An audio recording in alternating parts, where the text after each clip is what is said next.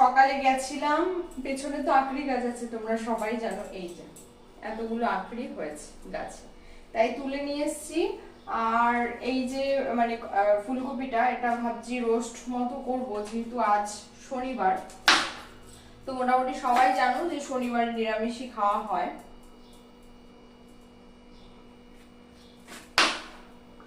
এই আকরিটা ভাবছি শস্য পোস্ত দিয়ে করবো, কিভাবে কাটবো তাই বুঝতে পারছি না।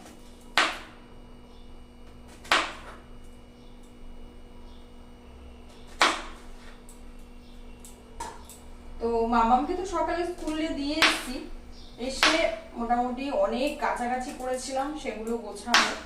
আর এখন রান্না বান্না করব এই সবজিগুলো নিয়ে। সকালে খেয়েছি, সকালে কালকের ভাত ছিল, সেই ভাতটাই খেয়েছি। আজকে এত রোদ, এত গরম, কিছুই ভালো লাগছে না। ভাবলাম তোমাদের সাথে একটা ডেইলি ব্লগ শেয়ার করবো, কিন্তু ভালো লাগছে না শুট করে এডিট করতে। তো তোমাদের বাড়িতে আজকে স্যাটারডে মেনু কি রয়েছে কমেন্ট সেকশনে কিন্তু জানিও।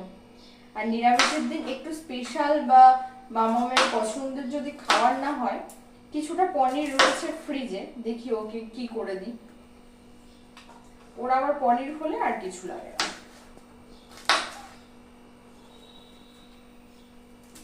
আজ এই দুটোই সবজি করব। আবার বিকেলে আছে কিন্তু মামামের নাচের ক্লাস।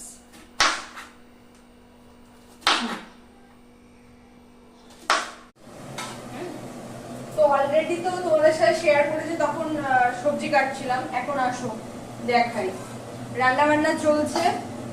সবে মাত্র একটা কমপ্লিট করেছি, এই যে কাঁকরোল দিয়ে আর কি শস্য পোস্ত দিয়ে, এই একটা মাত্র কমপ্লিট হলো। এখানে সবকিছু রেডি। ফুলকপি রোস্টের জন্য ফুলকপিটাও একটু ভেজে নিয়েছি, এখানে ধনেপাতা রয়েছে, এখানে আলু রয়েছে।